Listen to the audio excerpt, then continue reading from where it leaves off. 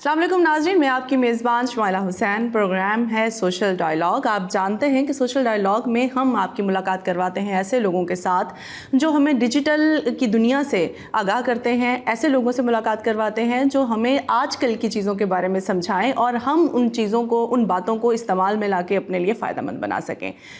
जी, आज भी हमारे स्टूडियो में मौजूद हैं अवैस अशरफ साहब। जी, अस्सलाम वालेकुम। वालेकुम सलाम। सर माशाल्लाह, आप डिजिटल मार्केटर हैं, आप ट्रेनर भी हैं, आप बिजनेस कंसल्टेंट भी हैं।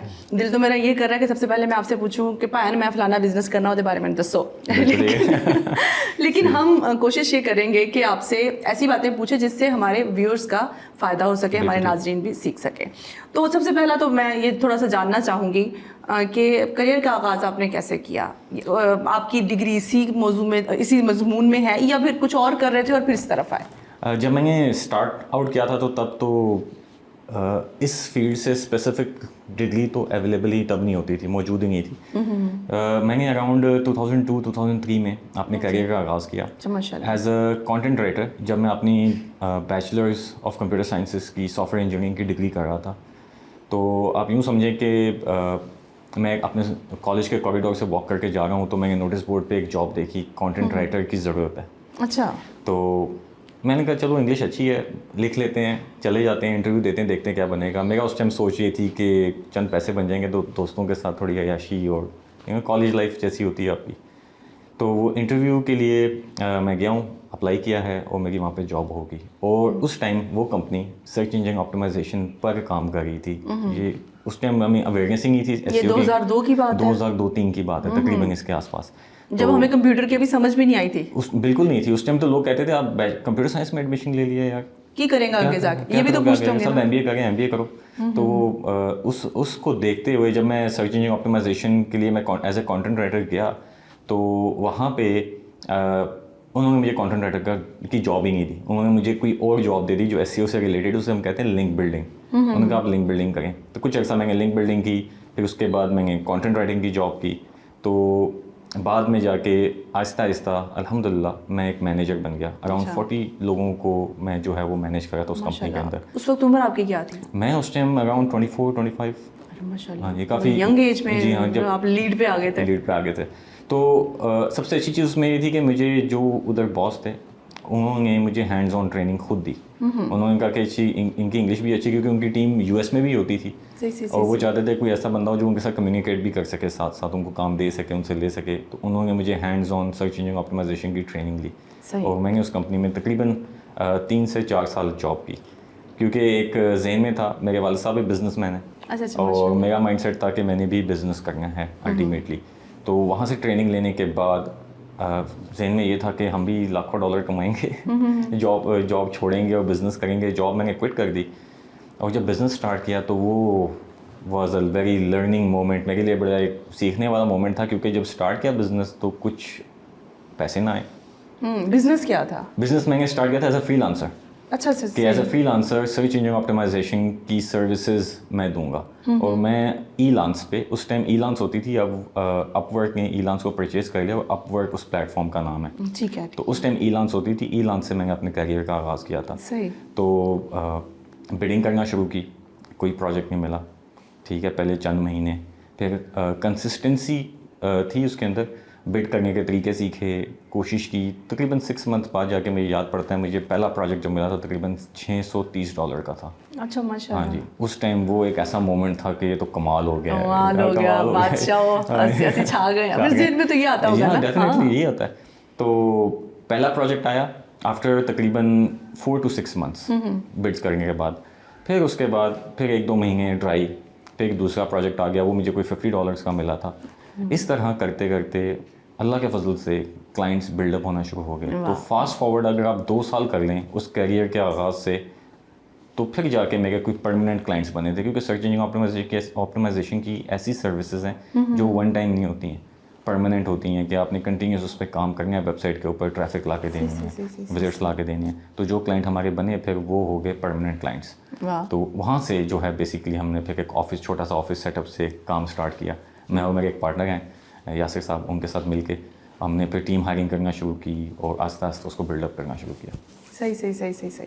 अच्छा माशाल्लाह, मतलब आपके लिए कामयाबी की कुंजी थी आपका मुस्तकिल मिजाज होना। Yes. आप जुड़े रहे उस काम के हाँ, साथ, आपने मायूस होकर छोड़ नहीं दिया। यानी ये तो बिजनेस में कामयाब होने की पहली आपने टिप हमें अपनी बातों में बता दी। हाँ, चले मैं सीखने की कोशिश करूंगी। अच्छा, अब थोड़ा आपने अभी कंटेंट राइटिंग का जिक्र किया, फिर आपने बिट का जिक्र किया, फिर आपने एसईओ का जिक्र किया, तो ये अब तरतीब से हमारे नाजरीन के लिए मैं आपसे जानना चाहूंगी कि कंटेंट राइटिंग वैसे तो समझ आती है, कंटेंट लिखना ठीक है, ये तो समझ आ रही है, लेकिन इसकी भी मुख्तलिफ पहलू हैं। बिल्कुल है। तो वो क्या है, अब किस तरीके से चल रहे हैं ये मामला? अब तो सिर्फ इंग्लिश ही नहीं रह गया, अब तो और भी बड़ी जुबानों में काम हो रहा है। जरा हमारे नाज़रीन के लिए ये बताइएगा किस तरह से होता है? देखिए, कंटेंट राइटिंग एक तो होती हैं एजुकेशनल पोस्ट्स। जी जी। हम इसको मेन 2 कैटेगरीज में डिवाइड कर सकते हैं। एक होती हैं ऐसा कंटेंट लिखना जो किसी अगले को एजुकेट करे। एक होता है एक ऐसा कंटेंट लिखना जिससे आप सेल्स जनरेट करें। इन दोनों को डिफरेंट नाम दिए जाते हैं। तो जो सेल्स जनरेट करने वाला कंटेंट है, और इसका रुझान अभी पाकिस्तान में बहुत कम है, बहुत कम लोग हैं जो ये कर रहे हैं। जी हाँ, उसको हम कहते हैं कॉपी राइटर। हाँ, कॉपी राइटर वो होता है कि ऐसी कॉपी लिखे कि कंटेंट पढ़ने के बाद अगला बंदा उस प्रोडक्ट को खरीद ले। तो उसके लिए उसकी अंडरस्टैंडिंग उस बिज़नेस की होना बहुत ज़रूरी है, उस पर रिसर्च होना बहुत ज़रूरी है। तो वो एक डिफरेंट टाइप ऑफ कंटेंट है। दूसरा टाइप ऑफ कंटेंट होता है कि आम तौर पे लोग जो इन्फॉर्मेशनल क्यूरीज गूगल के ऊपर करे होते हैं, जैसे मिसाल के तौर पे मैंने वज़न घटाना है, कैसे घटाऊँ, नेचुरल रेमेडी क्या है खूबसूरत लगने की, ठीक है, मेकअप के अलावा लोग क्या होते हैं, या कोई किसी को ज़ुकाम हो गया तो वो गूगल पे जाके लिखेगा कि मुझे ज़ुकाम है, तो मैं इस ज़ुकाम का असर कैसे कम कर सकता हूँ, नेचुरली मैं मेडिसिन नहीं लेंगी।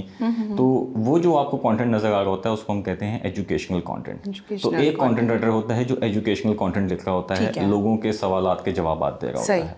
तो ये होगी 2 डिफरेंट चीज़ें। ठीक है, कंटेंट राइटिंग के हवाले से। फिर आप आ जाते हैं, अगर सर्च इंजन ऑप्टिमाइजेशन की बात करते हैं, सर्च इंजन ऑप्टिमाइजेशन ओवरऑल एक फील्ड है जिसमें मल्टीपल डोमेन्स हैं। जैसे कंटेंट राइटर की हमने बात की, ये वन ऑफ दोज डोमेन्स है। कंटेंट लिखना और उसको प्रमोट करना वेबसाइट पे पोस्ट करके। उसके अलावा आपकी लिंक बिल्डिंग होती है। लिंक बिल्डिंग को आप इस तरह समझें कि गूगल या कोई भी सर्च इंजन है, उनका मकसद ये है कि हम जब भी कोई इंसान आके क्यूरी करता है गूगल के ऊपर, तो उसको हम बेस्ट रेलेवेंट कंटेंट दिखवाएं। ठीक है, अब बेस्ट रेलेवेंट कंटेंट दिखाने के लिए सिर्फ कंटेंट लिखना ज़रूरी नहीं है। गूगल कहता है कि वो कंटेंट सबसे अच्छा होगा जिसको लोगों ने लिंक किया हुआ है। मतलब एक वेबसाइट के ऊपर मिसाल के तौर पे मैंने एक आर्टिकल लिख के पोस्ट किया और मुख्तलिफ मीडिया एजेंसीज़ ने या और वेबसाइट्स ने देखा ये आर्टिकल बहुत अच्छा लिखा हुआ है, उन्होंने उसका रेफरेंस देना शुरू कर दिया अपनी वेबसाइट्स के ऊपर। तो वो लिंक मेरे कंटेंट को आ रहा है। जितने लिंक ज़्यादा होंगे उतना मेरा कंटेंट गूगल में बेहतर रैंक करेगा। आप इसको ये भी समझ सकते हैं कि लिंक को आप वोट समझ लें। जिस कंटेंट को सबसे ज़्यादा वोट मिलेंगे, सबसे ज़्यादा लिंक मिलेंगे, वो उसकी चांसेस हैं कि वो सबसे ऊपर गूगल में रैंक करेगा। रैंक जो ज़्यादा करता है गूगल, फिर उसका फ़ायदा क्या होता है कंटेंट राइटर को? हाँ, देखिए गूगल पे मिलियंस से भी ज़्यादा लोग, बिलियंस ऑफ लोग मतलब सर्च क्यूरीज डाल रहे होते हैं कि कोई ना कोई इश्यूज ढूंढ रहे होते हैं। आपको मिसाल देता हूँ, हमारा एक डेंटिस्ट क्लाइंट था, ठीक है। अब डेंटिस्ट भी था और साथ में एस्थेटिक सर्जन भी था, मुख्तलिफ हाइड्रा फेशियल और इस तरह के काम करते थे वो। तो वो चाहते थे कि गूगल में उनका रैंक हो। तो हमने कहा कि भाई रैंकिंग तो हम करेंगे, लेकिन उसमें ये नहीं हम करेंगे कि हम रैंडमली आपको एज ए डेंटिस्ट रैंक करें। हम पहले देखते हैं कि डिमांड किस चीज़ की है। तो हमने जाके गूगल में आप बाकायदा सर्च कर सकते हैं कि कौन से लोग किस कीवर्ड पे महीने में तकरीबन कितना सर्च कर रहे हैं। तो हमने हाइड्रा फेशियल की एग्जांपल देता हूँ, हमने उसका कीवर्ड जो है वो सर्च किया तो वो तकरीबन कोई 10,000 से 1 लाख दफ़ा एक महीने में सर्च हो रहा था। अब आप इमेजिन करें कि एक डेंटिस्ट है या एस्थेटिक का सर्जन है, उसकी वेबसाइट का हाइड्रा फेशियल में वो सबसे ऊपर रैंक कर रही हो। तो 10,000 से 1 लाख गूगल करेगा, हम कहते हैं रफ एवरेज ले लेते हैं, 50,000 लोग जो है वो सर्च करते हैं। उस 50,000 में से कोई 5 से 10,000 लोग उसकी वेबसाइट पे आएंगे, उसमें से कई 100 लोग उस पर बुकिंग करेंगे, अल्टीमेटली उसका बिजनेस बढ़ेगा। तो दैट इज़ द गोल। ठीक। गूगल का ये फ़ायदा, रैंकिंग का ये फ़ायदा। अच्छा, जैसे यूट्यूब से लोग पैसा कमाते हैं, तो गूगल से भी इस तरह का कोई सिस्टम है? गूगल से यस, गूगल से आप पैसे कमा सकते हैं, उसको कहते हैं गूगल एडसेंस। जैसे आपकी वेबसाइट है, आप अपनी वेबसाइट पे मुख्तलिफ जगहों पे वो एक कोड देते हैं, वो कोड अपनी वेबसाइट पे लगाएंगे तो मुख्तलिफ जगहों पे आपकी ऐड डिस्प्ले होने लग जाती है। ठीक है। अब आप अक्सर लोग वो गूगल एडसेंस यूज़ कर रहे होते हैं जिनकी सिर्फ इंफॉर्मेशनल साइट्स वेबसाइट्स होती हैं, उनके पास कोई सर्विस नहीं होती बेचने के लिए। जैसे मिसाल के तौर पे हेल्थ की टॉपिक है, मुझे पसंद है, मैं हेल्थ की टॉपिक के ऊपर अपना एक ब्लॉग बना लेता हूँ या अपनी एक वेबसाइट बना लेता हूँ, उस पर मैं रेगुलर बेसिस पे कंटेंट पोस्ट करने लग जाता हूँ। साल 1.5 साल बाद मेरी वेबसाइट पे अच्छी ट्रैफिक आने लग जाती है क्योंकि वो रैंक कर रही है। मैं फिर वहाँ पे गूगल एडसेंस लगा लूँगा अपनी वेबसाइट के ऊपर। जो लोग आएंगे मेरे आर्टिकल्स को सर्च करेंगे, और गूगल एडसेंस इतना स्मार्ट है कि वो उससे रेलेवेंट सर्विसेज दिखा रहा होता है। तो लोग आके उस ऐड को जैसे ही क्लिक करेंगे, पर क्लिक गूगल मुझे कुछ ट्रांजैक्शन, जैसे यूट्यूब जो है व्यू के हिसाब से पे करता है, इसका गूगल पर क्लिक के हिसाब से आपको पे करता है। वो भी डॉलर्स में होता है? यस, डॉलर्स में होता है। लोग इस तरह से अमीर भी हो जाते हैं? हो सकते हैं, यस, बिल्कुल हो सकते हैं। लोग वेबसाइट्स बनाते हैं, गूगल एडसेंस से कुछ पैसे जनरेट करते हैं और फिर उनको बेच देते हैं। अच्छा, हम कंटेंट राइटिंग पे फिलहाल बात कर रहे थे। आपने 2 तरह की कंटेंट राइटिंग समझाई, इसके अलावा भी कोई किस्म है कंटेंट राइटिंग की? देखें, ये 2 कोर किस्म की कंटेंट, या एजुकेशनल पोस्ट होगी, वैसे आप फनी होती हैं या और भी हो सकती हैं, लेकिन ये 2 कोर होती हैं। मेजर लोग इसी पे ही काम कर रहे होते हैं, या सेल कर रहे होते हैं या एजुकेशन जो है वो फराहम कर रहे होते हैं। बस ठीक। अच्छा, फिर अभी तो कंटेंट राइटिंग लोग भी तो लिखवाते हैं ना अपने लिए कंटेंट, यूट्यूब चैनल्स के लिए भी चल रहा होता है, प्रोग्राम्स के लिए भी हो रहा होता है, उसके फिर अलग से भी पे किया जाता है। अच्छा, आगे चलते हैं। तो अभी आपने बड़े सारे वो इस्तिलाहात, वो टर्म्स यूज़ किए हैं ना, SEO, ये क्या है? सर्च इंजन ऑप्टिमाइजेशन बड़े आसान अल्फाज में ये है कि आपने अपनी वेबसाइट को सर्च क्यूरीज के अगेंस्ट जो गूगल पे सर्च कर रहे हैं लोग, उसमें बेहतर रैंकिंग में लेके आना है। सही। उसकी मिसाल ये है कि आप गूगल पे जाके कुछ लिखते हैं तो ज़्यादा वेबसाइट्स आ जाती हैं। आपकी कोशिश होती है कि मेरी वेबसाइट क्यूरीज़ में, मेरी रेलेवेंट क्यूरीज़ में, कि मैं जो भी बिज़नेस कर रहा हूँ उसके मुताबिक जो क्यूरीज़ लोग सर्च कर रहे हैं गूगल में, उसमें फर्स्ट पेज पे पहली पोजीशन में रैंक करे। उस प्रोसेस को, रैंक करवाने को सर्च इंजन ऑप्टिमाइजेशन कहते हैं। ठीक। अब इसमें बहुत ज़्यादा टेक्निकल चीज़ें हो रही होती हैं कि अगर मैं टेक्निकलिटी की तरफ थोड़ा जाता हूँ, टेक्निकल चीज़ों की तरफ, तो आपका टाइटल डिस्क्रिप्शन आर्टिकल का सही होना चाहिए, आपका कंटेंट के अंदर वो कीवर्ड्स मौजूद होने चाहिए जो लोग सर्च कर रहे हैं। स्टफ नहीं होना चाहिए, लेकिन नेचुरल कीवर्ड्स उसके अंदर मौजूद होने चाहिए जो ऑकर हों। ठीक है। उसके बाद में लिंक्स लेने हैं, आपके पेज की स्पीड अच्छी होनी चाहिए, क्योंकि गूगल कहता है कि अगर आपके पेज जल्दी खुलता नहीं है तो यूज़र एक्सपीरियंस उससे ख़राब होता है, लोग वेट नहीं कर सकते, तो वो आपकी वेबसाइट को डी रैंक कर देगा। तो आपने इस चीज़ को भी देखना है कि वो सही। जल्दी वेबसाइट ओपन हो, फास्ट हो। उसके अलावा और बड़े इसमें चीज़ें होती हैं, आपने इमेजेस जो लगानी हैं, उन इमेज के पीछे हम एक टेक्निकल टर्म यूज़ कर सकते हैं, ऑल टैग्स, यानी कि जो भी इमेज है उसके पीछे उसका मीनिंग भी लिखा होना चाहिए। यानी कि अगर इमेज में डेंटिस्ट जो है वो दांत साफ करे तो उससे रेलेवेंट उस इमेज का नाम होना चाहिए। ये इंसान को नज़र नहीं आता, लेकिन सर्च इंजन्स को ये चीज़ें नज़र आ रही होती हैं। तो इन सब चीज़ों को ऑप्टिमाइज़ करके इसको कहते हैं सर्च इंजन ऑप्टिमाइजेशन, गूगल पे रैंक करना, इन सारी टेक्निकल चीज़ों को करने के बाद। ठीक। और इसके लिए स्पेशल जो लोग सीखे हुए होते हैं वही कर सकते हैं, या जिसको समझ आ जाए वही इस तरह से कर लेता है काम? देखें, सीखा भी जा सकता है, लेकिन जो लोग सीख चुके होते हैं ऑब्वियसली वो लोग इसको बेहतर परफॉर्म कर सकते हैं। जिनके पास केस स्टडीज़ हों, उन्होंने काम किया हो, रिजल्ट्स जनरेट किए हों, तो वो लोग ज़्यादा बेहतर परफॉर्म कर सकते हैं। ठीक हो गया। अच्छा, फिर ये बिड क्या है, BID जो हम लिखते हैं? देखें, बिड अब इसको हम थोड़ा ले जाएंगे फ्रीलांसिंग प्लेटफॉर्म्स की तरफ। सही। ठीक है। 2 सबसे पॉपुलर फ्रीलांसिंग प्लेटफॉर्म्स हैं, एक है फाइवर, दूसरा है अपवर्क। उसमें ये होता है कि जैसे मिसाल के तौर पे मैंने एक प्रोजेक्ट लिया, ठीक है, मैं एक वेबसाइट बनवाना चाहता हूँ, सही। मेरे पास टीम मौजूद नहीं है। ठीक। मैं क्या करूँगा, मैं अपवर्क पे या फाइवर पे जाके एक प्रोजेक्ट बना के उसको पोस्ट कर दूँगा कि मुझे एक वेबसाइट चाहिए, उसकी ये रिक्वायरमेंट्स हैं। तो दूसरी एंड पे लोग बैठे होते हैं जो सर्विस प्रोवाइडर्स होते हैं, वो आके उस प्रोजेक्ट पे बिड करते हैं। एक कंपनी आएगी, मुझे बोलेगी कि मैं ये वेबसाइट आपको $300 में बना दूंगी, ये मेरा पोर्टफोलियो है। दूसरा बंदा आएगा, मैं बिल्कुल जी नया हूँ और मैं आपको ये $150 में बना दूंगा, क्योंकि मैं अपने आपको प्रूव करना चाह रहा हूँ कि मैं अच्छी वेबसाइट बना सकता हूँ। इस तरह मुख्तलिफ कंपनीज और लोग आके उस पर बिड करते हैं उस प्रोजेक्ट के ऊपर, और फिर मैं सारे बिड्स को देखूँगा, एनालाइज करूँगा, और मुझे जो अच्छी कंपनी लगेगी, जो मेरे लगेगी एक्सपीरियंस भी है, काम भी अच्छा करेगी, उसको मैं हायर कर लूँगा। तो इस प्रोसेस को बिडिंग कहते हैं, कि जाना और उस पर प्रोजेक्ट्स पे जाके अपनी सलाहियतें बता के उस प्रोजेक्ट पे बिड करना। बिट से मुराद फिर हंटिंग कह सकते हैं। हाँ, प्रोजेक्ट हंटिंग कह सकते प्रोजेक्ट हैं हंटिंग कह बिल्कुल, सकते प्रोजेक्ट हैं, हंटिंग कह सकते हैं, क्लाइंट हंटिंग भी कह जी सकते हैं हाँ, इसे, बिल्कुल क्लाइंट हंटिंग भी कह सकते आसान हैं। अल्फाज में, मेरे जैसे लोगों के लिए जिन्होंने सारी जिंदगी आर्ट्स पढ़ा हुआ होता है। अच्छा, एक और बड़ा हम मार्केट में नाम सुनते हैं कि सेल्स फनल, ये क्या है? मतलब मेरे तो ज़हन में फ्यूनरल आता है कि सुन के, सॉरी, लेकिन चूंकि हम बेचारे और फील्ड के लोग हैं ना, तो हमें चीज़ों की समझ नहीं आ रही होती। तो इस तरह मेरे बहुत सारे नाजरीन ऐसे होंगे जिन्हें मेरी तरह कहते होंगे यार की है, तो हम इस तरह ये समझाएं। सेल्स फनल का कॉन्सेप्ट, जैसे मैंने कॉपी राइटिंग का कहा, सेल्स फनल का कॉन्सेप्ट भी पाकिस्तान में आप कह लें ब्रांड न्यू है। सेल्स फनल क्योंकि होता ये है कि पाकिस्तान में तो ई कॉमर्स वगैरह का ट्रेंड अभी जाके शुरू हुआ है। यूएस वगैरह में बहुत कट थ्रोट कॉम्पिटिशन है। तो वो क्या करते हैं, वो इस तरह नहीं करते कि वो डायरेक्ट प्रोडक्ट को सेल करते हैं, वो एक फनल डिज़ाइन करते हैं। यानी कि सबसे पहले वो कहते हैं कि जी आपने अपनी ऑडियंस को अपने प्रोडक्ट के बारे में अवेयरनेस देनी है। तो वो क्या करेंगे, वो फेसबुक पे, इंस्टाग्राम पे, यूट्यूब पे और अपनी वेबसाइट के ऊपर इंफॉर्मेशनल कंटेंट लगाएंगे और लोगों को हेल्प करेंगे कि ताकि इससे आपकी अथॉरिटी बढ़े। तो फनल का पहला स्टेप क्या हो गया, आपको अवेयरनेस देनी, लोगों को बताना कि ये हम काम करते हैं, आप अपने प्रॉब्लम्स का सोल्यूशन इस तरह कर सकते हैं। मिसाल के तौर पे अगर हम डेंटिस्ट वाली एग्जांपल ले लें या एस्थेटिक वाली एग्जांपल ले लें, हाइड्रा फेशियल की एग्जांपल ले लें, ख़वातीन के ज़हन में बहुत ज़्यादा सवालात होते हैं, स्किन ख़राब तो नहीं होगी, प्रॉपर काम करेगा, कितनी देर तक लास्टिंग रहती है। अब ये क्वेश्चंस अगर कोई एस्थेटिक्स क्लिनिक जो है वो आंसर करने लग जाए तो वो कस्टमर उसको ट्रस्ट करेगा और चांसेस हैं कि वो उसका क्लाइंट भी बन जाएगा। ठीक है, तो first part of the funnel क्या हो गया, अवेयरनेस स्टेज। आपने लोगों को अवेयर करना है, उनके मसाइल के बारे में उनको आगाह करना है और उसके जवाब देने, ताकि आपके बिजनेस का ट्रस्ट बिल्ड होना शुरू हो। स्टेज नंबर 2 आ जाती है, उसको हम कहते हैं क्वालिफिकेशन।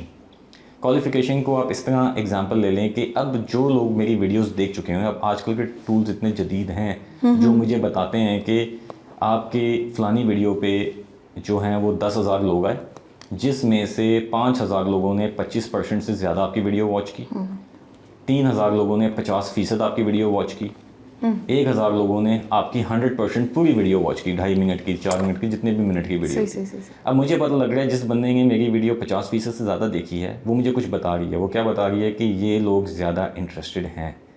ठीक है, मैं क्या करूँगा, मैं एक ऐड बनाऊँगा और उस ऐड में मैं एक डिस्काउंट ऑफर या कोई अच्छी ऑफर रखूँगा, 10%, 20%, ठीक है, या कोई ऐड ऑन सर्विस करूँगा कि हाइड्रा फेशियल के साथ आपको ये वाला मसाज भी फ्री मिलेगा। फॉर एग्जांपल ऑफर है, ऑफर कैसे भी क्रिएट कर सकते हैं। मैं वो ऐड जो है उन लोगों को दिखाऊंगा जिन्होंने मेरी वीडियो 50% से ज़्यादा देखी है। क्यों? क्योंकि मुझे है कि वो ज़्यादा इंटरेस्टेड हैं। उसमें होगा क्या कि मैं कम पैसे स्पेंड करके ज़्यादा क्वालिफाइड लोग अपने ऐड में ला सकता हूँ। तो ये हो गया फनल का स्टेप नंबर 2। स्टेप नंबर 1 क्या था, अवेयरनेस।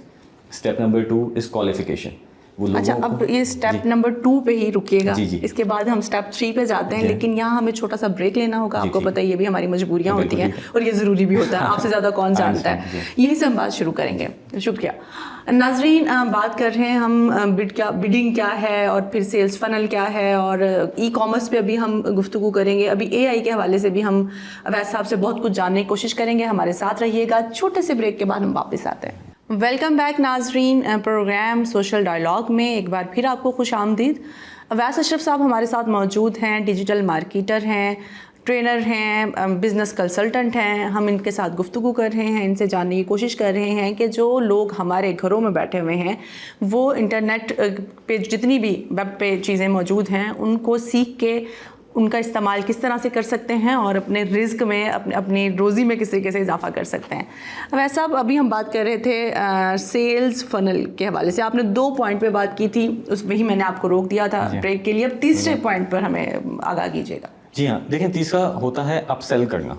अपसेल आप इस तरह समझें कि एक बंदा आपके पास आ गया, हम हाइड्रा फेशियल की एग्जांपल लेके चल गए थे। आपने ऐड चलाई, लोग हाइड्रा फेशियल के लिए आपके पास आ गए। अब इसका मतलब ये नहीं है कि वो जो सर्विस वो ले रहे हैं उनको सिर्फ वही सर्विस चाहिए। सही है। आपने अपने जो क्लिनिक में असिस्टेंट्स हैं उनको ट्रेन करना होता है कि आप इनको अपसेल करें उनकी रिक्वायरमेंट के हिसाब से। देखिए आपने हाइड्रा फेशियल ले लिया है, आप लेज़र हेयर रिमूवल भी कर लें, आप ये भी ले सर्विस साथ ले लें, आपको उस सर्विस की भी ज़रूरत है। होता क्या है कि आप जब 10 क्लाइंट्स को ये पिच करते हैं, उसमें से 2 से 3 लोग ज़रूर आपकी अपसेल को खरीद लेते हैं। तो ये बिजनेस बढ़ाने का एक तरीका ही है।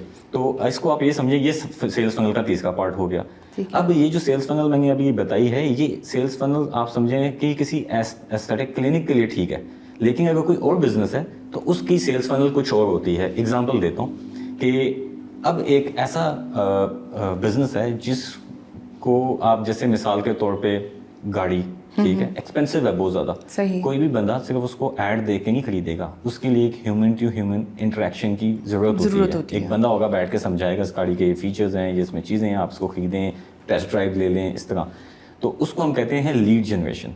ऐसे बिजनेसेस जो हाई टिकट होते हैं, यानी कि महंगे प्रोडक्ट्स बेच के होते हैं, वो कभी भी ऑनलाइन डायरेक्टली लोग उसको आके खरीदते नहीं हैं। उसके लिए आपको ह्यूमन टू ह्यूमन इंटरेक्शन चाहिए। तो उसमें हम क्या करते हैं, उसमें आप इंफॉर्मेशनल कंटेंट दे के लीड्स जनरेट करते हैं। जैसे मिसाल के तौर पे ये नई होंडा सिविक आई है, आप इसके ये नए फीचर्स हैं, अगर आप इसकी टेस्ट ड्राइव लेना चाहते हैं तो अपना नाम और फ़ोन नंबर हमें दें, हम आपसे, हमारा नुमाइंदा आपसे रब्ता करेगा और टेस्ट ड्राइव का कोई टाइम हम लोग बुक कर लेंगे। तो इसको अब कह रहे हैं लीड जनरेशन, कि आप इंटरेस्टेड लोगों के नाम और फ़ोन नंबर लेके उनसे रब्ता करके उनको बुलाते हैं, और मकसद एक ही होता है कि आपने उनको भी सेल करना है। बेशक वो टेस्ट ड्राइव करके सेल करें, गाड़ी के फीचर्स बता के सेल करें। तो ये एक डिफरेंट सेल्स फनल है, एक डिफरेंट बिजनेस के लिए सेल्स फनल है। तो sales funnel business to business भी वेरी कर रही होती है। अगर कोई उसकी नौयत चेंज हो जाती है, कोई कोच और कंसल्टेंट है तो उसकी सेल्स फनल बिल्कुल मुख्तलिफ होगी। तो depending on the business sales funnel बनाई जाती है। सही मतलब ये अब ये नया तरीका है। कर तो हम रहे होते हैं, यही काम सारे कर रहे होते हैं। बड़ी कंपनीज पाकिस्तान में अभी भी कर रही हैं, छोटी छोटी जगहों पे भी। आप कभी किसी, आप तो पता नहीं जाते होंगे या नहीं इस तरह के किसी सैलून पे, लेकिन हम खवातीन जाती हैं, हमें पता है कि हम गए हैं, उससे हमने सिर्फ एक छोटा सा फेशियल लेना है, वो साथ हमें बताएगी कि आपके तो बाल ख़राब हो चुके हैं, आप ये वाला जो है ना हेयर प्रोटीन ट्रीटमेंट ले लें और आपके बाल अच्छे हो जाएंगे। वो अगली बात करते करते मेरे जैसा बंदा सोचता है हाँ यार दोबारा कैसे आना, चलो वो फिर हमें वो पहले बताएगी 10,000 पे, अच्छा 8,000 में कर दूंगी, आपके लिए 2,000 कम। वो लिटरली जैसे आप बता रहे हैं, मुझे ऐसा लग रहा है कि अब तक मैं बहुत बेवकूफ़ बनती रही हूँ लेकिन वो भी ठीक ही होता है कि ज़रूरी भी होती है। लेकिन ये अच्छा तरीका है, यानी ये अब सेल जिसे आप कह रहे थे, ये असल में हमारे साथ वो हो रहा होता है और हमें पता नहीं होता। ये इस्तेलाहात फिर मार्केटिंग है बेसिकली। Thank you. अच्छा एक और फिर आप ये जो ई कॉमर्स, ये सब चीज़ें ई कॉमर्स में ही आ जाती हैं? जी, ई कॉमर्स में आ जाती हैं। ये जो ऑनलाइन चीज़ें जितनी भी हम सेल कर रहे होते हैं, ई कॉमर्स, ये सिर्फ ई कॉमर्स एक अलग चीज़ है। ई कॉमर्स में कोई ना कोई प्रोडक्ट होता है, आपके पास फिजिकल प्रोडक्ट मौजूद होता है, उसको आप ई कॉमर्स कहते हैं। बिजनेस होते हैं, या ई कॉमर्स होगा या सर्विसेज का बिजनेस होगा। ठीक है। हेयर सैलून की एग्जांपल ले लें तो वो सर्विसेज का बिजनेस है, वो कोई प्रोडक्ट नहीं बेच के, ठीक है, वो अपनी सर्विसेज बेच रहे हैं, बाल काटना, फेशियल करना, ठीक है, व्हाटएवर। तो ई कॉमर्स में हो जाता है कि आप प्रोडक्ट्स बेच रहे हैं, कप बेच रहे हैं, ग्लास बेच रहे हैं, सैंडल्स बेच रहे हैं, वगैरह वगैरह, मेकअप का सामान हो गया, बेच रहे हैं, बैग्स हो गए, बड़ी चीजें। ई कॉमर्स या ई कॉमर्स बिजनेस होता है या सर्विस बेस्ड बिजनेस होता है। ये दो किस्म के ही बिजनेस एग्जिस्ट कर रहे होते हैं दुनिया में। तो ई कॉमर्स में जो है वो हम चीज़ बेचते हैं। जी, चीज़ बेचते हैं, आप कोई चीज़ बेचेंगे, और सर्विस बेस में आप सर्विस बेचेंगे अपने। अच्छा, जब हम कोई चीज़ बेच रहे होते हैं उसके लिए जो हम लोगों को लालच देने के लिए, लोगों को अट्रैक्ट करने के लिए, क्लाइंट ग्रैब करने के लिए, उसके लिए भी तो हम कर रहे होते हैं ना, लिखते हैं, उसके लिए कंटेंट भी चाहिए होता है। फिर वो ये कॉपी राइटिंग में आ जाएगा? जी बिल्कुल, कॉपी राइटिंग में आ जाएगा। उसका कंटेंट लिखना हो, इस तरह लिखना। कॉपी राइटिंग का पूरा एक साइकोलॉजी पीछे होती है कॉपी राइटिंग के, कि आपने हेडलाइन ऐसे स्टार्ट करनी है जो बंदा इस वक्त वो मसला फील कर रहा है। जैसे फॉर एग्जांपल एक फीमेल की एग्जांपल लेता हूँ, उनको एक्ने है, उनका वो सोती हैं, उठती हैं, उनके ज़हन में एक ही चीज़ रहता है, शीशे में देखते हैं मेरा एक्ने ख़त्म होना चाहिए, मेरा एक्ने ख़त्म होना चाहिए। अब मुझे पता है कि कार्बन पील एक ट्रीटमेंट है, ऐसी जैसे हाइड्रा फेशियल है, कार्बन पील से एक्ने कम हो जाता है। बीइंग एन एस्थेटिक, मैं हूँ नहीं, वैसे एग्जांपल दे रहा हूँ। तो मैं क्या करूँगा, मैं अपनी ऐड को स्टार्ट ही उससे करूँगा अपनी एक्ने ख़त्म करें या अपने एक्ने को रिड्यूस करवाएं। तो वो जो फीमेल है जिसके ज़हन में एक्ने के मसाइल चल रहे हैं, वो उस ऐड को देखती क्या बोलेगी, ये तो मेरे रेलेवेंट है, ये तो मेरे लिए ही है, मेरे लिए ही है। तो कॉपी राइटिंग का ये गोल होता है कि आपने ऐसे कॉपी लिखनी है कि ह्यूमन जो भी इस वक्त प्रॉब्लम से गुजर रहा है उसके मुताबिक उस चीज़ को लिखा जाए। अच्छा, ये जितनी भी इस महारतें हैं, ये सीखने के लिए ऑनलाइन कोई प्लेटफॉर्म्स हैं हमारे पास जहाँ से जाके हम चीज़ें सीख भी सकें, मुफ्त में भी सीख सकें, पैसे भी ना लगे, क्योंकि ये घर बैठे हुए जो लोग हैं, जो ख़वातीन हैं, जो बच्चे हैं, जो स्टूडेंट्स हैं, उनके लिए बेसिकली हम चाह रहे हैं कि आप कुछ इस तरह के टिप्स दें, कुछ इस तरह के वेबसाइट्स भी बताएं जहाँ से वो काम भी ग्रैब भी कर सकें अपने लिए अपॉर्चुनिटीज़, और वो सीख भी सके चीज़ों को। इसमें इस तरह इसको करते हैं कि लोग असल में हमारे पास बहुत ज़्यादा आते हैं यंगस्टर्स, यूनिवर्सिटी के स्टूडेंट्स के हमने ये काम करके हम कैसे करें। एक कन्फ्यूजन मैंने कॉमन देखी है, उस हवाले से मैं गाइडेंस देना चाहूँगा कि लोग समझते हैं कि डिजिटल मार्केटिंग एक चीज़ है। सही, डिजिटल मार्केटिंग एक चीज़ है, लेकिन ऐसा नहीं है। डिजिटल मार्केटिंग की नीचे ऐसी ऐसी स्किल्स हैं, ब्रांचेस हैं, जैसे मिसाल के तौर पे जी। आप डिजिटल मार्केटिंग में सोशल मीडिया पे प्रमोशन करने की स्किल हासिल कर सकते हैं। आप डिजिटल मार्केटिंग में एड्स रन करने की स्किल हासिल कर सकते हैं, जिसमें फेसबुक, इंस्टाग्राम, टिकटॉक या यूट्यूब है। आप डिजिटल मार्केटिंग में सर्च इंजन ऑप्टिमाइजेशन करना सीख सकते हैं। आप डिजिटल मार्केटिंग में कॉपी राइटिंग करना सीख सकते हैं। आप अगर डिजिटल मार्केटिंग में आना चाहते हैं तो आप प्रोग्रामिंग भी सीख सकते हैं, समवॉट इट्स रिलेटेड, ठीक है। आप डिज़ाइनिंग सीख सकते हैं। तो कहने का मकसद ये कि सबसे इंपॉर्टेंट चीज़ ये नहीं कि मैं डिजिटल मार्केटिंग सीखना चाहता हूँ, मैं कौन सी एक स्किल सीखना चाहता हूँ। अभी एक वक्त में एक ही सीखी जा सकती है। पहले तो अपने आप को नैरो डाउन करें कि हम सीखना क्या चाह रहे हैं। ठीक हो गया। जब आप अपने आप को नैरो डाउन कर लेते हैं, मिसाल के तौर पे एक बंदा कहता है कि मैं यूट्यूब की ऑप्टिमाइजेशन सीखना चाहता हूँ, अब वो कहाँ से सीखेगा?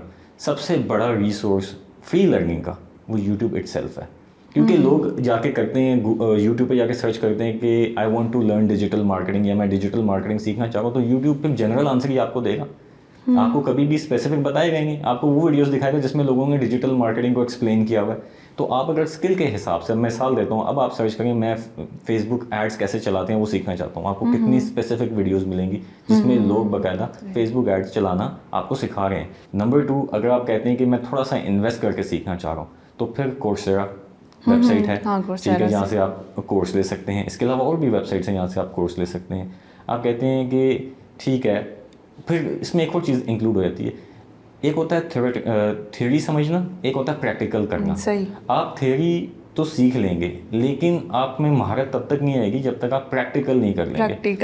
अब एक चैलेंज इसमें क्या आता है कि किसी ने कोर्स लिया फेसबुक एड्स का, आपने उसने अप्लाई किया, कंपनी ने जी मुझे चाहिए 50,000 रुपये सैलरी, मुझे चाहिए 70,000 रुपये सैलरी। वो ये नहीं समझते हैं बच्चे कि आप कंपनी में जाके 2 महीने फ्री लगा लो, प्रैक्टिकल एक्सपीरियंस उनसे ले लो।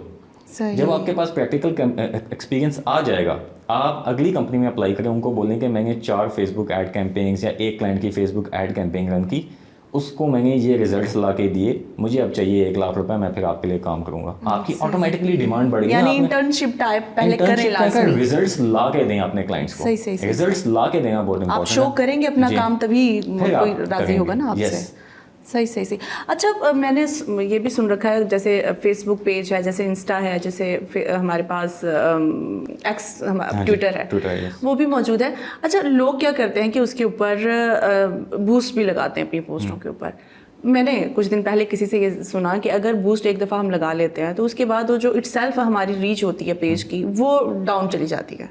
फिर वो जैसे पहले काम कर रही होती, फिर उस तरह वो बगैर बूस्ट के काम नहीं कर पा रही होती ना। ये रियलिटी नहीं है। उसकी रीज़न ये कि ये वो चीज़ें हैं कि लोग खुद एज्यूम कर लेते हैं कि ऐसा होता है। सही, ठीक है। आप ऑर्गेनिक रीच जिसे हम कहते हैं, जो बिना ऐड के आपको रीच मिलती है, उसको हम ऑर्गेनिक रीच का टर्म देते हैं। ऑर्गेनिक रीच जो आपकी है वो बहुत हद तक जितनी भी बड़ी कंपनीज हैं उन्होंने रिड्यूस कर दी है।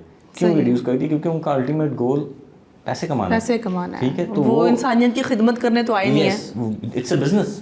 पंजाबी में कहते हैं ना, टेढ़ना पियां रोटियां तो सभी गल्ला खोटियां। बिल्कुल, अच्छा, अच्छी मिसाल दिया। हाँ, भी उनको पैसा नहीं आएगा तो वो क्यों करेंगे? बिल्कुल, जब पैसा नहीं आएगा तो वो नहीं कर सकते। तो their ultimate goal is to make money. और जब उन्होंने पैसे कमाने हैं, पहले फेसबुक पे बहुत ऑर्गेनिक रीच होती थी, ठीक है, लेकिन अब ऑर्गेनिक रीच बहुत कम कर दी गई है। ठीक है, कुछ ट्रिक्स हैं लोग यूज़ करते हैं, वो मैं ट्रिक्स बता देता हूँ। वो क्या करते हैं ट्रिक्स में कि मिसाल के तौर पे मैंने आज फेसबुक अकाउंट बनाया, ठीक है, मैं चाहता हूँ कि मुझे फॉलोअर्स गेन हो। मैं क्या करूँगा, मैं साथ में 50 और फेक अकाउंट्स बना लूँगा। एक दोस्त का नंबर लेके फेसबुक को दिया, अपना अकाउंट बना लिया। फिर जब मैं अपनी पोस्ट अपने चैनल पे करूँगा, अच्छा, उन अकाउंट से जाके मैं उनको शेयर करूँगा।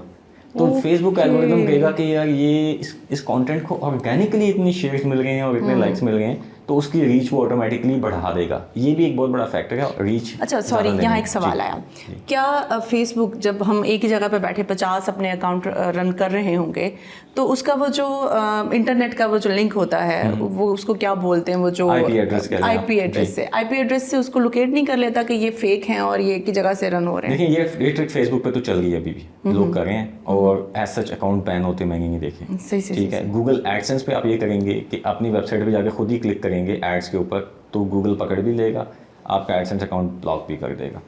तो ये अनएथिकल ही है, मतलब उनके टर्म्स एंड कंडीशंस के मुताबिक ये नहीं होना चाहिए। सही। तो किसी टाइम भी फेसबुक इसे बंद कर सकता है। सही। लेकिन इस तरह के फार्म्स है, आपने सुना होगा कि लोग फॉलोअर्स खरीद लेते हैं। हाँ जी। वो जो फॉलोअर्स खरीदते हैं वो असली फॉलोअर्स तो नहीं होते, वो फॉलोअर्स होते हैं बाकायदा फार्म्स बने हुए हैं, यानी कि एक कमरा है उसमें कोई 1000-1500 फ़ोन लगे हुए हैं और उन सब में फेसबुक अकाउंट्स एक्टिव हैं। अच्छा। आप उस कंपनी के पास जाएंगे, बोलेंगे 500 रुपये में मुझे 5000 फॉलोअर्स ला के दो, उन्होंने एक कमांड सॉफ्टवेयर में लिख के एंटर करनी है, वो बॉट्स फ़ोन्स हैं जिसमें कोई इंसान नहीं बैठा हुआ, उन्होंने जाके स्क्रिप्ट के थ्रू सारे पेजेस आपके नहीं, ये ऑर्गेनिक नहीं होता, बिल्कुल ऑर्गेनिक नहीं है। इसको क्या कहेंगे, फेक? ये फेक है, यस, कुछ कोई और टर्म है ये फेक, इसको फेक ही कहते हैं।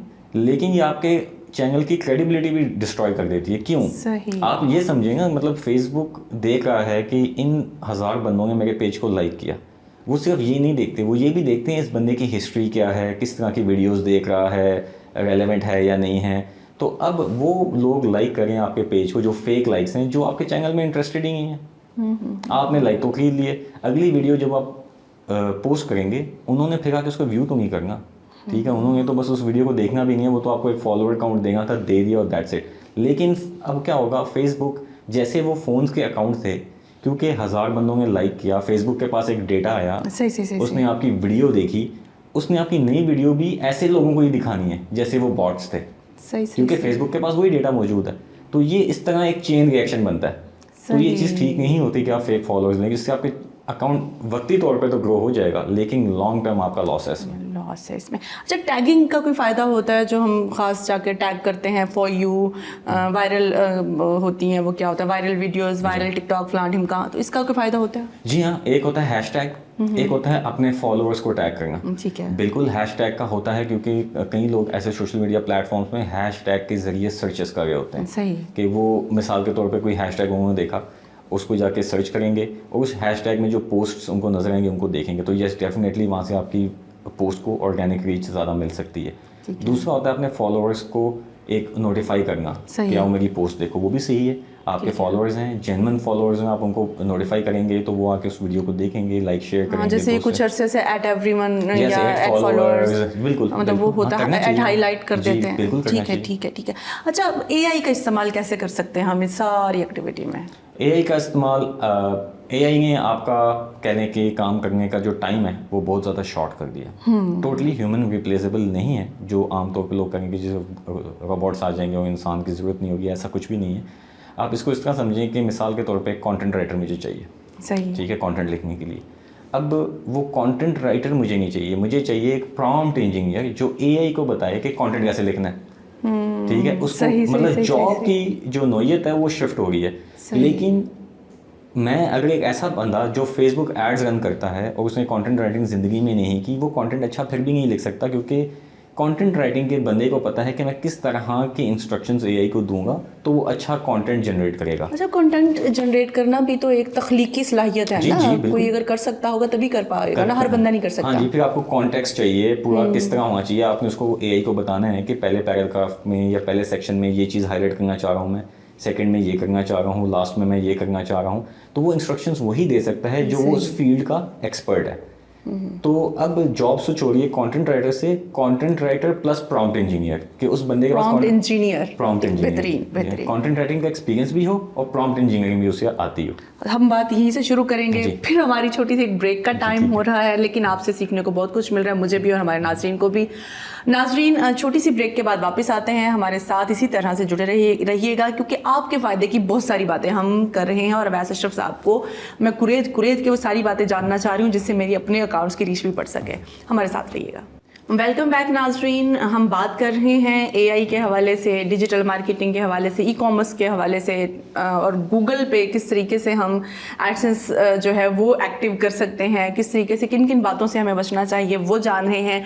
अवैस अशरफ साहब हमारे साथ मौजूद हैं। जहाँ से हमने गुफ्तगू का सिलसिला तोड़ा था वहीं से दोबारा जोड़ते हैं। अवैस साहब, मैं आपसे एआई के बारे में पूछ रही थी। हम कहते हैं कि एआई, जैसे भी आप कह रहे थे कि नहीं एआई सब कुछ नहीं है, बहरहाल इंसान, हमें फिर प्रॉम्प्ट इंजीनियर चाहिए होंगे एआई को रन करने के लिए। अच्छा, एक हम वेबसाइट के पे जाते हैं जब कभी किसी, स्पेशली बैंकिंग एप्स के ऊपर जब जाएं, अगर हम उसे इंटरनेट वाली वेबसाइट से कनेक्ट करते हैं तो उसके ऊपर अमूमन लिखा हुआ होता है कि आर यू रोबोट। वो पूछते हैं हमसे वो साइकिल के खाने पूरे करें, या कोई वो इशारा है तो उसके खाने पूरे करें, जंगल है, कार है, व्हाटएवर। तो वो क्या एआई या रोबोट वो उसको नहीं पहचान सकता? कोई अगर करना चाहे, हैक करना चाहे किसी ऐप को, तो क्या वो उसके ज़रिए नहीं कर सकता? देखिए, हैकिंग को मैं एक डिफरेंट बास्केट में डालूंगा और मैं इसको हम कहते हैं ट्रेडिशनल टर्म में टेक्निक कैप्चा कि आपने जो I am a robot click करना होता है, उसका मकसद क्या है पहले डिस्कस कर लेते हैं, फिर हम आगे डिटेल में चले। जी। इसका मकसद ये होता है कैप्चा का कि बेसिकली बॉट्स बने होते हैं, रोबोट्स होते हैं। वेबसाइट पे एक फॉर्म दिया हुआ है, वो आएंगे उस फॉर्म को बार बार फिल करेंगे। हैकिंग के लिए भी यूज़ हो सकता है, ठीक है, और ये यूज़ किया जाता है इररेलेवेंट इन्फॉर्मेशन फिल आउट करने के लिए और देखने के लिए नेक्स्ट पेज पे क्या हो रहा है, ठीक है। तो अब जो कैप्चा का मकसद है वो ये है कि ये दोनों चीज़ों को रोके, क्योंकि अभी तक बॉट्स जितने भी बनाए गए हैं वो इन कैप्चा को पास ओवर नहीं कर सकते। जैसे वो बनी आई थी पिक्चर के मोटरसाइकिल्स को क्लिक करें, ठीक है, मुख्तलिफ बॉक्सेस बने होते हैं, आपको वो बॉक्सेस क्लिक करने होते हैं। तो अब हो क्या रहा होता है, अभी तक एआई वहाँ तक नहीं पहुँचा कि वो उन कैप्चास को भी बाईपास कर दे, ठीक है, लेकिन पॉसिबिलिटी है कि फ्यूचर में, क्योंकि इमेज को पढ़ना एआई ने शुरू कर दिया हुआ है। आप चैट जीपीटी को कोई इमेज दें और उसको बोलें कि इस इमेज के बारे में मुझे ब्रीफली बताओ कि किस से रेलेवेंट है, वो आपको बता देता है। कैप्चा इसलिए अभी बची हुई है क्योंकि वो डिवाइडेड है। आपने देखा उसमें छोटे छोटे बॉक्स बने होते हैं, पूरा मोटरसाइकिल कभी भी एक बॉक्स में नहीं होता। तो जब वो एआई उसको रीड करता है या उस इमेज को देखता है तो वो उसको होल कंसिडर कर रहा होता है, ठीक है। तो वो आपने क्लिक तो मल्टीपल करने होते हैं कि वो हैंडल कहीं और है और पहिया नीचे आ रहा है, मल्टीपल बॉक्सेस, तो वहाँ तक एआई की सलाहियत नहीं पहुँची, लेकिन it will happen very soon कि एआई जो है कैप्चास भी कर लेगा। फिर इंसानों को ऐसे कैप्चास बनाने होंगे कि वो एआई भी उसको ना ब्रेक कर सके, और इस पर वर्क भी होगा। जैसे मिसाल के तौर पे मैंने देखा था एक कैप्चा बड़ा इंटरेस्टिंग था, उसमें उसने ना बच्चे के जो चेहरा है ना वो उठा के कहीं घुमाया होता है, नीचे इमेज में गए होते हैं, वो कहता है कि आपने इसको पकड़ना है और उठा के इसको बिल्कुल उसके सर पे सेट करना है, पजल टाइप जो होता है। तो वो कैप्चास भी हैं। तो इस तरह का कोई नया कैप्चा उनको ईजाद करना पड़ना है जो एआई ना कर सके, इस पे वर्क ना कर सके। ऐसे ये भी कैसी हसीन बात है कि इंसान खुद ही एआई बना के अब खुद ही उससे खौफजदा भी है और अब उसके मुकाबले के लिए मजीद कोशिशें करता है। अब फिर खुद ही एआई को भी अपग्रेड कर लेगा, फिर अपने आप को अपग्रेड करेगा, फिर उसको अपग्रेड करेगा, फिर खुद को अपडेट करेगा। तो खुद ही अपनी बनाई हुई चीज़ों के साथ जंग हमारी जारी है। अच्छा, अब मजीद अब ये कि थोड़ा सा व्यूज़ की तरफ आते हैं। हम कहते हैं कि जी जो हमारे पास वो हैं, इंस्टाग्राम है, यूट्यूब है, टिकटॉक है, इस पर हमारे पास व्यूज़ ज़्यादा आते हैं, हमारे फॉलोअर ज़्यादा होता है। तो आपको पता है पीआर के लिए लोगों को बड़ा फ़ायदा हो जाता है, लोग वहाँ से कमाते हैं, फिर छोटी छोटी प्रोडक्ट्स की वो व्यूज़ दे के वहाँ से भी कमा रहे होते हैं। तो ये व्यूज़ और ये फॉलोअर, एक तो आपने बताया कि फेक भी होते हैं, लेकिन इनको ऑर्गेनिकली चीज़ ग्रैब करना, इसका कोई आसान सा तरीका बताएं, क्योंकि आजकल मैं इस पर बहुत काम कर रही हूँ। सही, मैं दो लेवल पे बोलूँगा। एक होता है अपनी पोस्ट को ऑप्टिमाइज करना, यानी कि इंस्टाग्राम का एल्गोरिदम जो बेस्ट समझता है पोस्ट होगी, उस लिहाज से प्रॉपर हैशटैग्स, उसकी प्रॉपर डिस्क्रिप्शन हो, इस तरह की पोस्ट बनाई जाए, ठीक है। दूसरा तरीका होता है कि आपकी पोस्ट अट्रैक्टिव कैसे हो सकती है, यहाँ पे लोग मार खाते हैं। सेकंड चीज़ आसान है, वो सब हर बंदा कर रहा है कि हैशटैग पे रिसर्च भी कर लेते हैं टूल्स के ज़रिए, हैशटैग भी लगा देते हैं, डिस्क्रिप्शन भी अच्छी सी लगा देते हैं, लेकिन लाइक्स फॉलोअर्स नहीं आते। उसकी रीज़न ये होती है कि आपका कंटेंट इतना अच्छा है ही नहीं कि उस पर लाइक्स, फॉलोअर्स और व्यूअर्स हैं। अच्छे कंटेंट से मुराद क्या है, ये हाँ, मैं यही चीज़ बताऊंगा। अब मैं इस चीज़ पे आ रहा हूँ। अच्छा कंटेंट ये होता है कि अब मिसाल के तौर पे आप एक वीडियो बना गए, ठीक है। मार्केटिंग के अंदर वीडियो कहते हैं कि जो पहले 3 सेकंड होते हैं ना वीडियो के, वो इंतहाई इंपॉर्टेंट होते हैं। उसको हम अपने मार्केटिंग ट्रेडिशनल टर्म में कहते हैं हुक।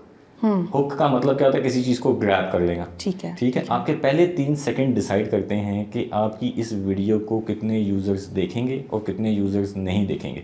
अब आपको एक हुक, अच्छे हुक की और एक बुरे हुक की मिसाल देता हूँ। सही। बुरा हुक ये होगा कि बंदा बैठा है कैमरे के सामने और डायरेक्ट अपनी टॉपिक शुरू कर दे। अच्छा हुक ये होगा कि मिसाल के तौर पे कुछ दिन पहले मैंने वीडियो देखी, एक बंदा बैठा हुआ था गाड़ी के टायर के पास, लगता है ऐसा था कोई टायर के हवाले से बात करेगा, कोई नॉर्मल कंटेंट होगा।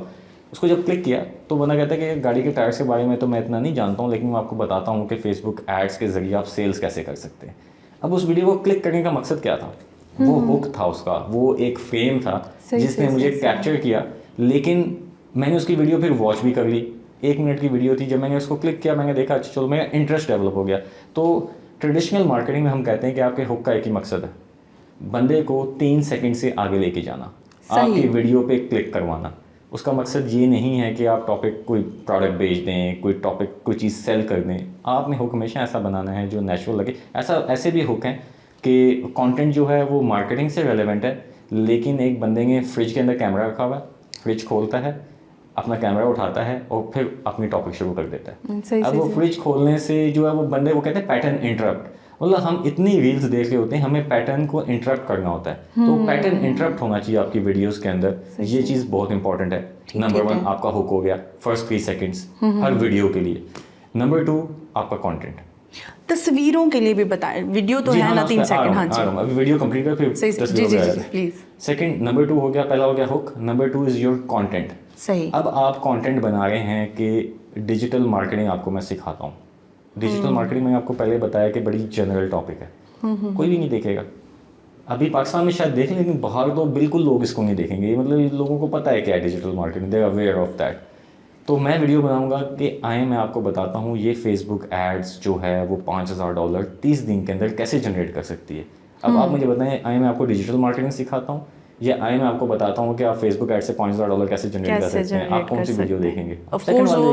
सेकंड वाली। ठीक है, इसे कहते हैं कंटेंट। ऐसा कंटेंट हो जो स्पेसिफिक एक सिंगल प्रॉब्लम को सॉल्व कर रहा। सही। लोग क्या करते हैं, वीडियो के अंदर कॉमन 10 प्रॉब्लम्स का हल देने की कोशिश कर रहे होते हैं, लेकिन ऐसा नहीं होना चाहिए। इसको मैं ऐड की एग्जांपल भी आपको देता हूँ।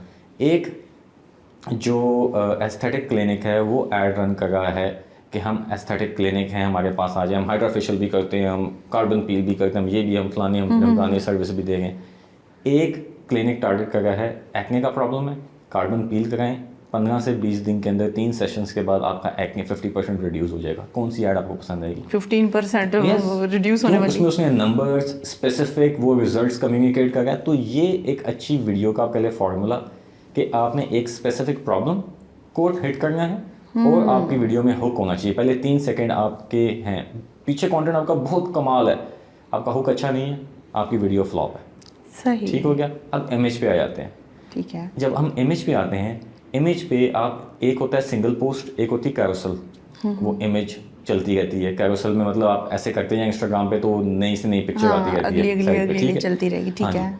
तो जब आप सिंगल पोस्ट की बात करें, सिंगल पोस्ट में जो भी आपने कंटेंट देना है उसका फॉर्मूला एक ही है। एक कंटेंट में भी हुक होता है, हुक होना चाहिए। ठीक है। हुक के बाद आपने एक स्पेसिफिक प्रॉब्लम सॉल्व करनी है। सही। स्पेसिफिक प्रॉब्लम सॉल्व करनी है। ये चीज़ आप कैरोसल पे आ जाए, पहली इमेज आपकी कैरोसल की क्या होगी? हुक होगा। ठीक है, कि मैंने ऐसा कभी होते नहीं देखा। लोग बोलेंगे क्या चीज़ है, मतलब क्यूरियोसिटी जो स्पार्क करे। अच्छा, हुक भी कोई 40 किस्म के, इमोशनल हुक है, क्यूरियोसिटी का हुक है, ठीक है, बिफोर एंड आफ्टर का हुक है। तो मार्केटिंग में हमारे पास कोई 40 मुख्तलिफ हुक्स हैं जो आप यूज़ कर सकते हैं यूज़र को रोकने के लिए, क्यूरियस करने के लिए कि आगे क्या हो रहा है, मैं इसको जानूँ। तो एक बड़े मशहूर कॉपी राइटर हैं, उनकी मैं किताब पढ़ रहा था। पूरी किताब में वो एक ही चीज़ रिपीट करते गए कि पहली आपकी हेडलाइन का मकसद है कि लोग आपकी सेकंड लाइन पढ़ें, सेकंड लाइन का मकसद है आपकी थर्ड लाइन पढ़ी जाए, तीसरी लाइन का मकसद है कि लोग अपनी चौथी लाइन पढ़ें। तो इस तरह कंटिन्यूटी होनी चाहिए कंटेंट के अंदर। तो जब कैरोसल की पोस्ट है, पहली पोस्ट आपकी हुक होगी, उसके बाद आपका कंटेंट होगा, और कंटेंट ने क्या करना है, एक स्पेसिफिक प्रॉब्लम को सॉल्व करना है यूज़र की। तो फिर आपकी वीडियो जो है और या पोस्ट जो वो चलेगी। अच्छा, लोग तो अपना पर्सनल डाटा ज़्यादातर डालते हैं ना, मतलब हर इंसान मार्केटिंग नहीं भी कर रहा बैठा हुआ। लोग ख़वातीन को आपने देखा होगा, मर्दों को भी देखा होगा, तस्वीरें अपनी मतलब कहीं बैठे हुए सेल्फी खींची और लगा दी। और हम जैसे लोग चूँकि इतना तो जाते नहीं है ना डिटेल्स में, हम ये चाह रहे थे अच्छा हमारी तस्वीर लगी है या हमने किसी इवेंट की तस्वीर लगाई है वहाँ मौजूद है, तो लोग तो नहीं आ रहे, लोग तो देख बहरहाल अब तो जो है ना वो ख्वाहिश और जंग तो व्यूज़ की और फॉलोअर्स की है, और इसी बुनियाद पर आगे अब चीज़ें भी चल रही हैं। तो वो जो पर्सनल तस्वीर है उसके साथ टैगिंग किस तरह की हो, उसके साथ आप कैप्शन किस तरह का दें, और वो किस तरीके से, मतलब अब कोई क्यों मेरी तस्वीर देखेगा, बिल्कुल मतलब ये क्यों का जवाब हमें चाहिए कि हम किस तरह किसी को अट्रैक्ट करें कि पाया ना देखो मैं फोटो लाई है देख लो, क्या तहरीर लगाइए तो उसको पढ़ लें। जी, अब उसको कैसे कर सकती हैं वो आपकी लाइफ, हर इंसान की लाइफ का जो एक्सपीरियंस है वो यूनिक है, ठीक है। मेरी लाइफ का यूनिक है, आपकी लाइफ का अपना यूनिक है। आप मिसाल के तौर पे आपने इवेंट की बात की, मैं इवेंट की मैं पिक्चर लगा रही हूँ, आप इवेंट की पिक्चर लगाएं, लेकिन उस इवेंट से एक ऐसी चीज़ क्या हासिल की आपने, आप उसके बारे में भी तुमको बताएं। सही, यूज़र को देखें, यूज़र आपकी पिक्चर देखने तो नहीं आएगा ना, यूज़र को जहाँ वैल्यू है ना, लोग उस चीज़ को देख रहे होते हैं, जब तक आपके वो सोशल सर्कल में नहीं है, ठीक है। जैसे मिसाल के तौर पे जो मेरे पर्सनल दोस्त हैं फेसबुक पे, अगर मैं किसी इवेंट पे गया हूँ या कोई दावत है या किसी दोस्त से मिलना, उसकी पिक्चर लगा रहा हूँ, तो वो मेरे दोस्तों के लिए रेलेवेंट है ना, दूसरे लोगों को उससे क्या वैल्यू मिल रही है, क्या फ़ायदा, वैल्यू नहीं मिल रही। आपने हमेशा जब भी पोस्ट करें आप वैल्यू ड्रिवन कंटेंट पे फोकस करें, यानी आपने उस इवेंट से क्या सीखा। मिसाल देता हूँ, लोग एक्सरसाइज करते हैं, अब एक बंदा है बेशक वो सोशल प्रोफाइल पे वैसे ही कोई पिक्चर लगाना चाह रहा है, कोई वीडियो अपनी लगाना चाह रहा है, वो एक्सरसाइज कर रहा है, उसके जहन में कोई एक्सरसाइज का बेनिफिट आया, वो बैठे बैठे उस हवाले से वैसे डिस्कस कर ले कि मैंने ये किया, इससे मुझे ये फ़र्क पड़ा, या मेरी बेहतरी हुई, मेरा माइंड फ्रेश हो गया, वट एवर, या बहुत रिलैक्स फील कर रहा हूँ, मेरी बहुत बिजी रूटीन होती है, तो मेरे ख्याल से सारे बंदों को ये काम, अब वो वैल्यू ड्रिवन कॉन्टेंट है, वो कोई वैल्यू देगा, कुछ सिखाना चाह रहा है, अगले को कुछ बता रहा है, तो हासिल आप में basically value is what sells. अच्छा, आप बिज़नेस कंसल्टेंट भी हैं, आपके पास लोग आते होंगे, आपसे बिज़नेस के हवाले से मशवरा भी करते होंगे, आप उन्हें फ़ी भी तो चार्ज करते होंगे। अब मैं एक बिज़नेस जस्ट सपोज़ मैंने किया, बल्कि हकीकतन किया, और डुबो बैठी हूँ मैं, ठीक है। अब अगर इस तरह का कोई किसी के साथ मिसहैप हो जाता है और उसके बाद वो कुछ नया करना चाहता है, लेकिन उसमें हिम्मत भी नहीं हो रही है, उसके पास सरमाया भी कम है, और वो घर भी मतलब घर से ही कुछ इस तरह का काम शुरू करता है, आप उसे किस तरह के मशवरे देते हैं कि कितने सरमाए से कौन सा काम शुरू हो सकता है? मैं उनसे सबसे पहला मेरा सवाल ये होता है उनसे, देखें अगर आपके पास पैसे नहीं है ना, तो आप कैसे कमा सकते हैं, वो है आपकी स्किल। आपके पास पैसे भी नहीं है और स्किल भी नहीं है, तो स्किल पहले सीखें, ठीक है, नहीं तो आप पैसे नहीं कमा सकते। देखें आप कोई वैल्यू ऐड नहीं करें किसी की लाइफ में, किसी के बिजनेस में, किसी सर्विसेज में, प्रोडक्ट भी वैल्यू ऐड करता है ना। जी। कोई बंदा मेकअप खरीद गया तो उसको वैल्यू ऐड होगी ना उसकी लाइफ में, खूबसूरती वैल्यू है जो कंपनीज बेच रही हैं, तो लोग इसलिए खरीदते हैं, ये तो क्यों खरीदेगा। तो अगर आपके पास स्किल नहीं है, स्किल सीखें। स्किल है तो उस स्किल को आप कोशिश करें कि एक क्लाइंट फ्री ऑफ कॉस्ट या 2 क्लाइंट्स के साथ फ्री ऑफ कॉस्ट काम करके उनको रिजल्ट्स दें, उन क्लाइंट्स को अपनी केस स्टडी बनाएं और आप अपना जो है उससे बिजनेस ग्रो करें, ठीक है। हम लोग, मैं मिसाल देता हूँ कि हम लोग सेम कॉन्सेप्ट है, जो बंदा क्लाइंट्स लेके मेरे पास आए हैं, ऐसे बच्चे आए हैं जो इस वक्त अच्छा काम कर रहे हैं, तो उनका यही था कि स्किल नहीं थी, पहले स्किल सीखी। किसी भी एक चीज़ में इतनी स्किल्स हैं, अमेज़ॉन है, अमेज़ॉन के अंदर फिर किंडल बुक्स पब्लिश करना है, सर्च इंजन ऑप्टिमाइजेशन, फेसबुक, जितनी हम बातें करते आ गए, एक स्किल सीखें और उस स्किल में किसी भी क्लाइंट को फ्री सर्व करके, एक्सपीरियंस लेके, उनको रिजल्ट्स देके आप अपना बिजनेस आसानी ग्रो कर सकते हैं, क्योंकि वो फ्री क्लाइंट जो है 1-10 बंदों को भी बताएगा, 2 आपको आपकी वो केस स्टडी बन जाएगा, और उसको आप लेके आगे जाके लोगों को पिच करेंगे कि इनका मैंने ये काम किया और ये रिजल्ट्स ओरिएंटेड हैं, या रिजल्ट ड्राइव किया इनका, और इसको हम आपके लिए भी मैं ये कर सकता हूँ।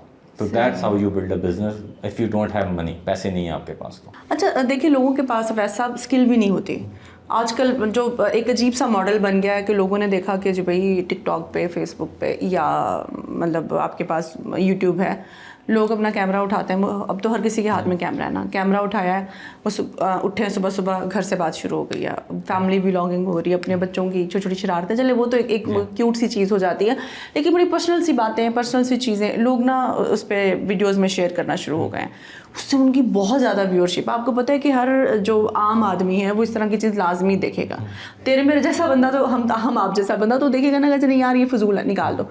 ज़्यादातर लोग वही बैठ के कंटेंट देख रहे होते हैं, भले वो बात में कि हम तो इसको बुराई की निगाह से देख रहे थे, लेकिन मुझे बुराई की तो बुरी चीज़ है, हम बाद में कि वो ये नहीं होना चाहिए। लेकिन अब क्या हुआ कि लोगों ने ये सीख लिया। अब मैं जिस वजह से परेशान हूँ कि मेरी छोटी सी भतीजी है, वो भी खुद कुछ 5-6 साल की हुई थी, तो उसने टिकटॉक टिकटॉक उसको लगा कि टिकटॉक तो बड़ी चीज़ है भी सही, लोगों ने बहुत कमाया भी है, फ़ायदेमंद भी है। उसने मुझे कहा कि जी पुप्पो मैं तो मशहूर होना चाहती हूँ। ठीक है बेटा, मशहूर हूँ आप, पुप्पो ये कैमरा पकड़े, मैं डांस करती हूँ, आप मेरी वीडियो बनाए। अब देखिए ठीक है, वो बच्चा है, उसने ऐसी ही बातें कर रही, उसको तो नहीं पता। मैंने उसको बड़े प्यार से अच्छे तरीके से समझाया कि बेटा डांस ठीक है करो, वो अपने लिए करो, अपने घर कमरे में अपने घर में करो, स्कूल में करते हो स्टेज पे, अपने स्टेज पे, कॉलेज स्कूल के, दैट्स फाइन। लेकिन अगर आपने मशहूर होना है ना, तो कंटेंट ऐसा हम बनाएंगे जिसमें ना आप कोई अच्छी बात करो, जिसमें आप किसी को कुछ अच्छी बात समझाओ। ड्रिवन हो, बिल्कुल। अच्छा ये तो आपने टर्म तो आपने बताई ना, मैंने बच्ची को ये बात समझा दी। लेकिन अब हमें हर किसी को, आप हर किसी को बात हम नहीं समझा सकते। इसके लिए कुछ बताएं कि ये क्या है, फैमिली व्लॉगिंग है, पर्सनल लाइफ है, अजीब अजीब से कपड़े पहन के अजीब अजीब से आप हरकतें कर रहे होते हैं, और वो अब सारे ना भीड़ चाल है, सब उसके पीछे चल पड़े हैं। आपको मैं बड़ी एक इंटरेस्टिंग फैक्ट बताता हूँ। जितने फैमिली व्लॉगर्स हैं ना, हम लोगों ने काफ़ी इनकी ऑडियंस देखें कि इनको वॉच करने वाली ऑडियंस जो है वो किस एज ग्रुप में फॉल करती है। सही। आप सरप्राइज होंगी, 18 साल से कम बच्चे वॉच करते हैं फैमिली व्लॉगर्स को। ना करें। Yes, most of them are 18 years और लेस। उसका मुझे एग्जैक्ट में याद नहीं, मेरा 13 साल से 18 साल के बीच में जो है वो सबसे ज़्यादा व्यूअर्स उनके इस एज ब्रैकेट में, क्योंकि उसके बाद आप प्रोफेशनल हो जाते हैं। तो फैमिली व्लॉगिंग आपके लिए हो जाती है कि यार क्या बेकार सी चीज़ें हम ये करना नहीं है। तो basically family vlogging is destroying this age group. कि लोग इस चीज़ को देखते हैं, उनको लगता है कि शायद फैमिली व्लॉगिंग से ही सब कुछ होगा, और हम जो है पैसे कमाने का शायद जरिया भी यही हो, यूट्यूब पे आ जाते हैं, फैमिली दिखाते हैं और उस पर चल पड़ते हैं। अच्छा, लोग बताते भी तो करोड़ों कमा लिए हमने, लाखों कमा लिए वहाँ से। अच्छा, ये भी ना बहुत गलत है। मैं आपको क्वाइट ऑनेस्टली ये बात बताऊँगा कि मेरे एक जानने वाले थे, वो मेरे पास आए, मुझे कहते हैं मैं 50,000 रुपये का कोर्स करना चाह रहा हूँ। मैंने कहा क्यों? क्योंकि फ़लाने बंदे ने नई ऑडी निकलवाई है। मैंने उस नंबर बंदे का मुझे नाम तो बताएं। हमने जब उस पर रिसर्च की, वो ऑडी रेंटेड थी।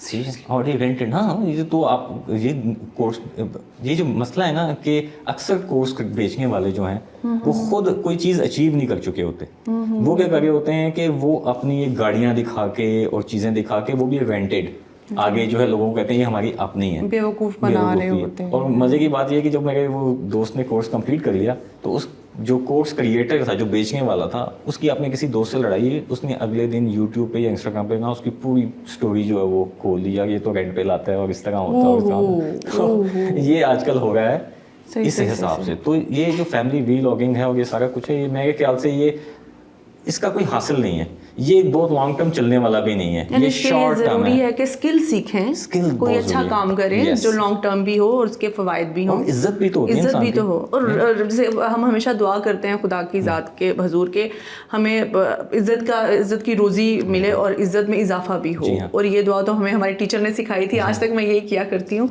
बहुत शुक्रिया फैज साहब, आपने बड़ी अच्छी बातें की, हमारे नाजरीन के लिए भी, मेरे लिए भी बड़ी फ़ायदेमंद होंगी। मुझे इनवाइट करने के लिए आपको दोबारा मैं बहुत जहमत देने वाली हूँ, हमने बहुत कुछ सीखना आपसे। नाजरीन, आज का प्रोग्राम सोशल डायलॉग आपने देखा, इसमें बहुत सारी ऐसी बातें हमने अवैस अशरफ साहब से जानने की कोशिश की जिससे आपका भी फ़ायदा हो, मेरे जैसों का भी फ़ायदा हो, और हमारे बाद की आने वाली नस्लें जो हैं वो भी उनसे कुछ सीख सकें। आज के प्रोग्राम के लिए इतना ही। अगले प्रोग्राम में किसी नए टॉपिक के साथ, नए मेहमान के साथ दोबारा हाजिर होंगे। इजाज़त दीजिए, खुदा हाफिज़।